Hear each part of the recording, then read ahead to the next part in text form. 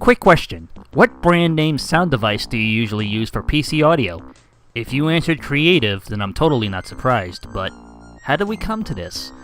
Well, the answer lies within this little gem right here, the original Sound Blaster from 1989. Of course, you may have already known the brand name for many years, from the Sound Blaster 16 to the AWE64, to the Sound Blaster Live to the X-Fi Go, and especially the latest hardware being the Recon 3D and Z series. If it weren't for the original Sound Blaster, then none of this would have happened. So, how did it become the leading brand for PC audio? Well, let's take a step back in time and see how it all started. In 1981, the IBM PC was released to the public. It became immensely popular with businesses and education, and soon became the de facto standard for computers to come.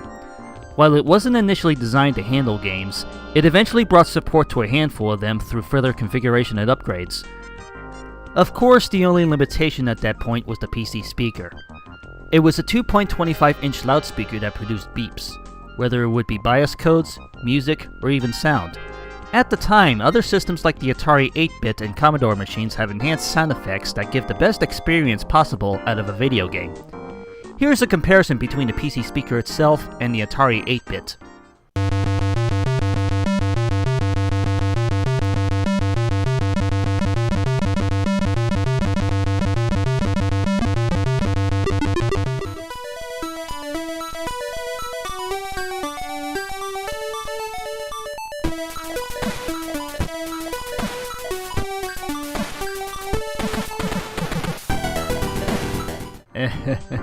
Honestly, the PC could have done a lot more for games with regards to audio. In fact, there weren't a whole lot of options for enhanced sound effects and music for the system for a couple of years.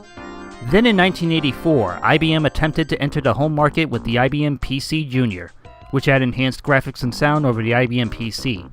However, due to its incompatibilities with PC software, it was a huge flop. Then soon after the PC Junior was discontinued, Tandy took its capabilities and cloned it with their Tandy 1000 series of computers, and it was a huge success.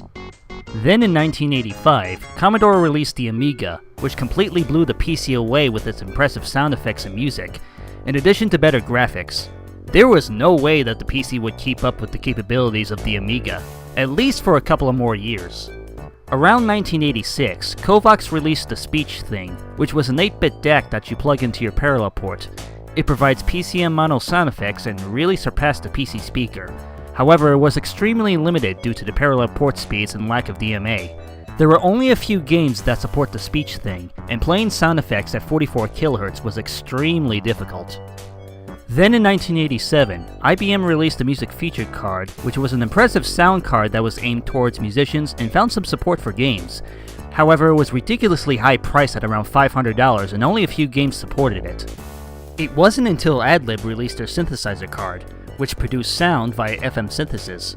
It used the Yamaha YM3812, also known as the OPL2 chip, which is a 9-voice synthesizer that can produce sound effects and music spectacularly. With these capable features, the AdLib soon became the de facto standard for PC audio. That is until 1989. Creative stepped in to compete with the AdLib with their entry to the market, the Sound Blaster, also known by the nickname Killicard. In addition to the YM3812 on the board, it also featured a PCM channel which provided sound effects that can play from 5 to 22 kHz. It also included support for the Creative Music System, also known as the Game Blaster, which Creative had back in 1987. It produced B-in-the-box stereo sound through 12 channels, as well as providing noise using 4 channels. So it pretty much did what the AdLib was capable of, in addition to actual sound effects, and was at an affordable price point. The thing is, the AdLib was using off-the-shelf components, thus making it easily clonable. So while the AdLib was very capable, it didn't have the extra features that the Sound Blaster provided. To that end, the Sound Blaster soon became the preferred choice for consumers everywhere. As a result, the poor AdLib card couldn't keep up with the capabilities of the Sound Blaster, and its success soon faded. AdLib tried to get back on ground with the AdLib Gold in 1992, which added a PCM channel on top of the FM synthesizer. Unfortunately, it wasn't enough to compete with the Sound Blaster, and AdLib went under in May of 1992. There are 3 revisions of the Sound Blaster to look out for: the 1.0, 1.5, and 2.0. The The 1.5 dropped the CMS chip since it was no longer needed for games, but still had the option to add the chips themselves if you want those capabilities. The 2.0 added Auto-Inish DMA, support for playback audio up to 44 kHz and audio recordings up to 15 kHz, an upgraded MIDI interface, although not quite MPU 401 compatible as of this point, and support for Windows 3.0, as well as 3.1 when using the updated drivers for it. The MCV is also worth noting, as it was created for the IBM PS2 models 50 and higher, and uses the MCA bus. However, it developed some audio issues on PS2s running faster than 16 MHz, and the joystick support is also crippled, although some of the problems were fixed later on. Of course there are more Sound Blaster cards, but I'll not be getting into those. I have here the original Sound Blaster in its original packaging, which I found at a local Humane Society where they had their huge annual sale. It was a very lucky find as I only paid a couple of bucks for it. Now this here contains the latest revision of the original Sound Blaster, which you will see here in a moment. So what I'm going to do here is an unboxing, install, and demonstration of the sound card itself. I'll be using a spare 486 system that I've put together for testing purposes, which is a 486DX 33MHz system with 32 megs of RAM and has MS-DOS 6.22 with Windows for Workgroups 3.11 installed. So let's go right ahead and get to it. Okay, so let's go ahead and take a look at the box here. Man, this is some over-the-top artwork here. Like, right in your face. You can see here the Sound Blaster logo has fonts ripped straight out of the Terminator, which is freaking sweet. Speech, music, voice, MIDI game port. The ultimate soundboard for your PC. Blast away the PC sound barrier. Freaking sweet. Supported by the largest software library. And here are all these features. The all-in-one sound card with all the great features you dreamed of. And the free speech-to-text, text-to-speech synthesizer SB Talker with Dr. Spaso. Remember playing with him a few times back. I think it was about a year ago or so, but yeah. Pretty cool. And you can see the specs on the side here. Pretty freaking sweet. And on the other side you have your what it includes and of course the system requirements. 512K RAM minimum, DOS 2.0 or higher, CGA, MGA, or is it MCGA? I don't know, but anyways, EGA or VGA. Compatible graphics board. Recommended to run an AT-type machine. In fact, it'd be interesting if I could run it on like an XT compatible machine, like a Tandy 1000, which I have right here, so I'm going to try that sometime. And of course on the back here you have your individual cards as seen here. There's the AdLib, the digitized voice output card, and the voice input card and mic amplifier, which the AdLib card as far as things are concerned is basically what the Sound Blaster is actually competing against during the time, so yeah. Of course we have the MIDI interface card, the joystick card, and the power amplifier. All in this one card. Innovation at its finest, I'd say. You can see its little things here. I'll tell you what it's capable of, which is freaking cool. The FM Intelligent Organ, which I am very intrigued to try out for myself, since I'm actually interested in music, so it'll be kind of interesting to see what I can do with things. And the Talking Parrot. I've heard stories about this, and I tried playing with this once, but I don't know, I didn't even have a microphone set up, so it'd be kind of interesting to see what it does on a real system. So, yeah. And VoxKit, don't know what that is, I'll check it out. And of course you have your library of games, music, and education software and everything that the Sound Blaster supports, so pretty freaking sweet. Alright, so that's the box here. Let's just open it up and see what we get inside here.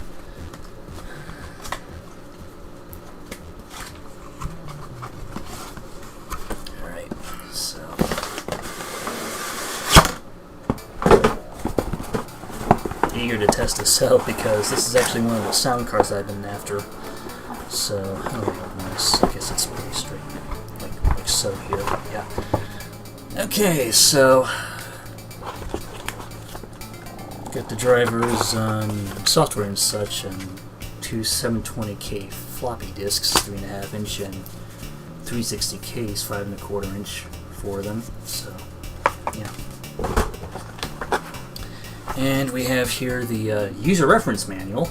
Let's see. So, it's got information on how to install it, blah blah blah. And of course, there's the talking parrot right here. Information regarding it. And the FM Intelligent Organ, which I need to get onto that because it would be kind of fun to actually create some music on an FM synthesizer. Well, on a sound card that has FM synthesis, basically. So, yes. Yeah. And of course, oh, we have the catalog right here. Let's see what we got. The MIDI connector box basically has 5 MIDI outs and 1 MIDI in, complete with 2 MIDI cables. Oh yeah, the CMS chips, which is basically the Creative Music System or the Creative Game Blaster, which came before the Sound Blaster, of course. So, let's see. Oh yeah, the dual joystick Y cable. I actually have one of those. Yeah. And stereo speakers with booster amp, line alternator, mixing kit, software developer kit.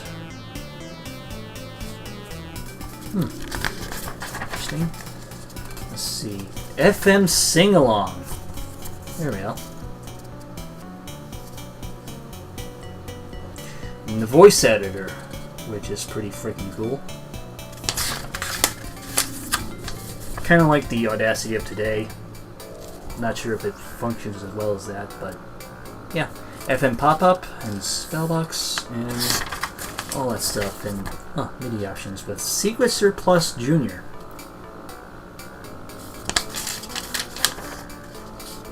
Very freaking interesting. The feature summary and all that stuff, and of course the order form of which item you want to purchase. Of course, this would only apply to back in the day. I mean, for today's standards, you can't do that anymore. So, eBay is probably your only best bet if you want to get retro goodies, as always. And we have the warranty card right here, which it is what it is. And last but not least, we have the meat of the package, and that is, get out of there, the Sound Blaster card. CT1350B, which I believe is version 2.0. It's not focusing on the camera here. There it goes. Okay, so, jeez, the brightness on this thing. But yeah, this is 2.0, and yeah, that's the FM 1312, but it's actually the YM3812 under this sticker here. I guess it's just the things in which they don't want to be sure that they're not using like off-the-shelf components, so, or just not show people that they're using off-the-shelf components, which in reality they actually are. So, yeah. So yeah, you have your game ports, your speaker output, I suppose, and you have your volume adjustments and mic and line-in outputs. So, pretty freaking sweet. So, yeah. Alright, so let's go ahead and get this installed here. It's pretty straightforward as it is. Just pop in the card into the computer here. It should take any 8-bit or 16-bit data bus slot here. So, and of course you just secure it with the screws so that it doesn't pop out when you plug in and unplug your sound card, and especially the joystick or the MIDI external MIDI device. So, yeah. Alright, so with that being said, let's set this up and see what we get. I actually not hooked this in yet, so I hope it works. Okay, so I got the computer started up here, and I have the installation discs, the 720K versions. So, I believe this is disc number 1, so let's just pop this in, see what happens. Alright. installation 1-1. Installation before you start, blah blah blah. Let's see.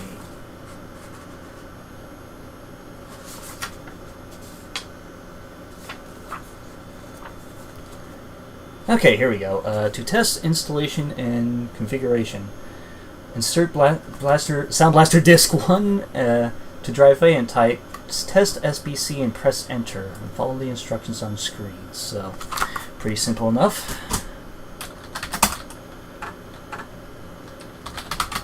Okay, where is it?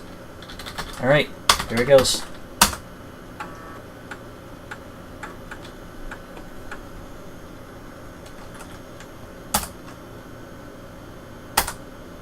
Alright.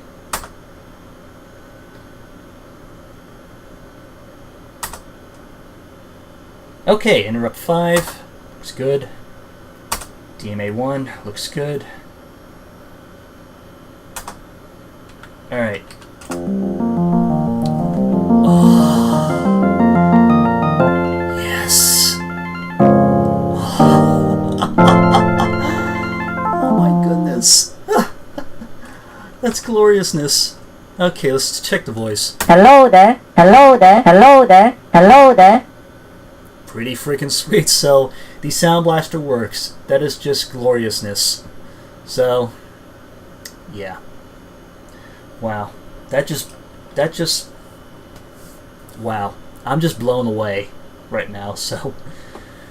Alright, so, yeah, I guess that's all. Well, I have to install the drivers and whatnot on the hard drive. I don't know if there's any in there, but I'm probably have to do it at the other things and such and so forth. So yeah, I'm pretty sure it's pretty straightforward. So I think I'm just going to end my rambling here, but I'm not quite done with this video yet. So what I'm going to do is hook up the audio directly to the line in on my main system and actually capture this footage direct from the PC itself via the Elgato, and just show the Sound Blaster 2.0 in action here. So sit back, put on those nostalgia glasses, and hope you enjoyed the show, and thank you for watching.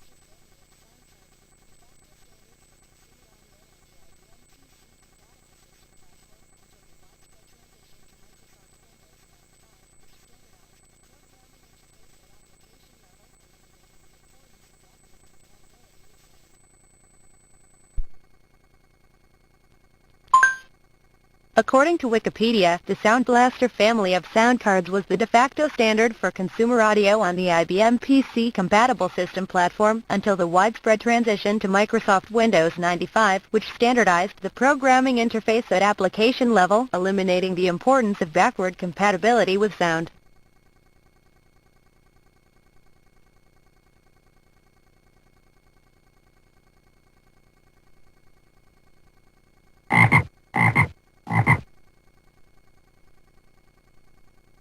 Do join us again tomorrow. Good night.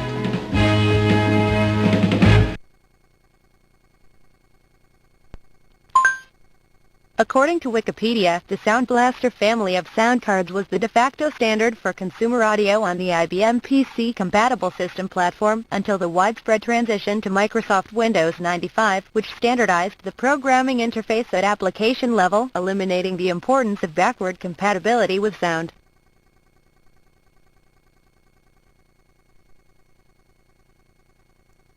Dr. Spateslow, by Creative Labs. Please enter your name. D-O-O-M-G-U-Y. Hello Doom Guy, my name is Dr. Spateslow. I am here to help you. Say whatever is in your mind freely. Our conversation will be kept in strict confidence. Memory contents will be wiped off after you leave. So, tell me about your problems.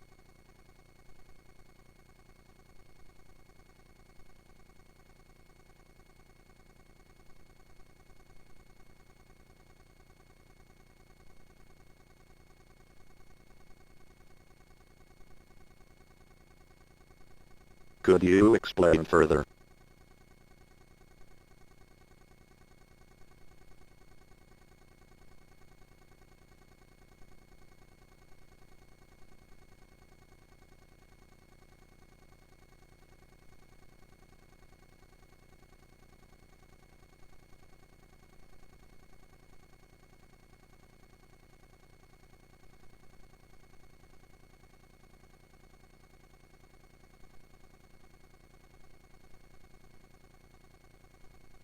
Let's discuss about some other things which you mentioned quite a while ago.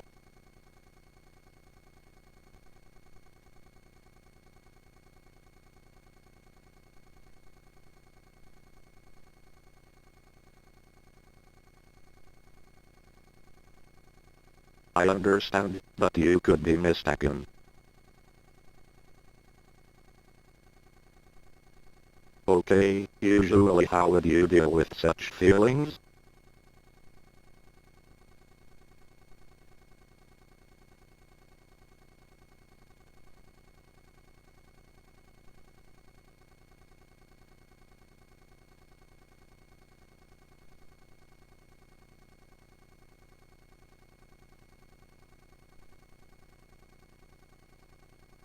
Sorry, no cure.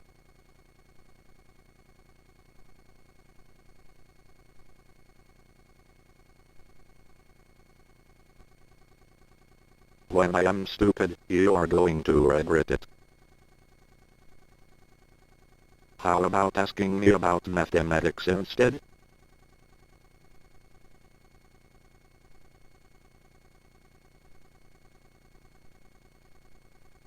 What is not 2x2?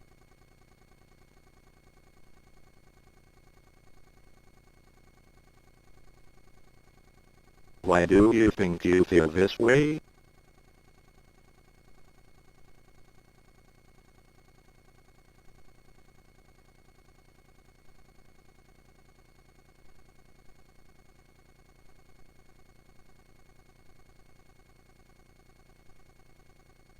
Any other reasons?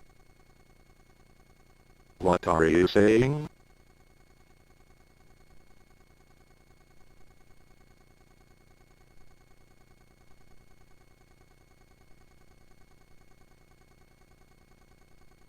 I sure wish we could use you say more.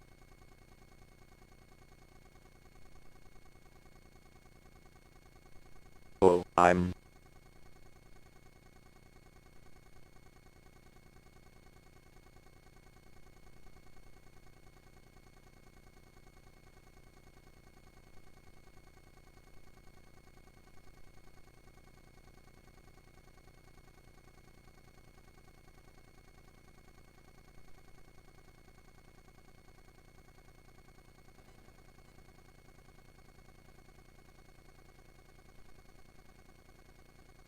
What makes you filming this video as of right now, and you couldn't tell how excited me were when me tested this thing out.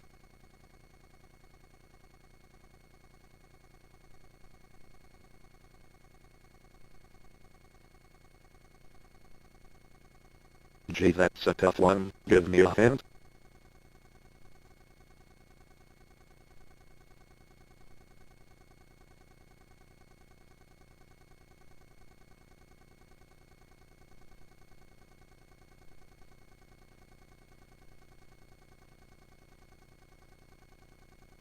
Am I intelligent?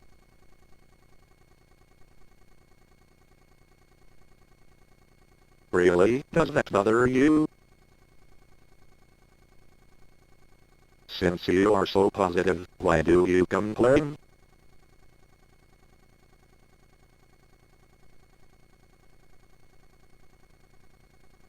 Does that reason explain anything else?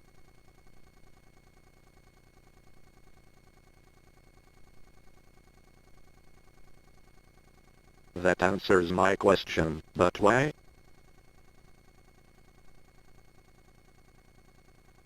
This must be Doomguy.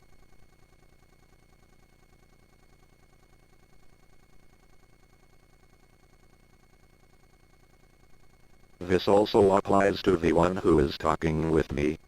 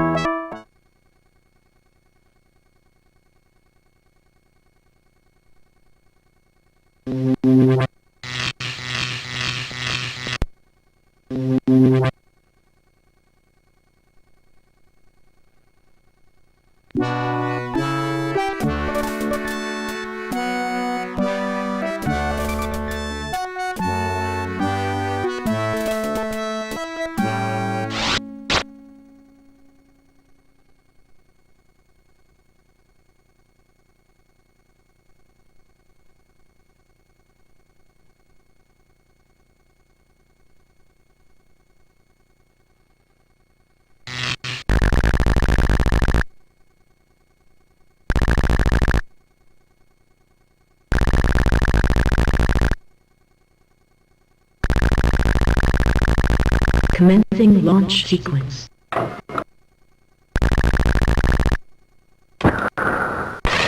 Penetrating inner space. Select destination.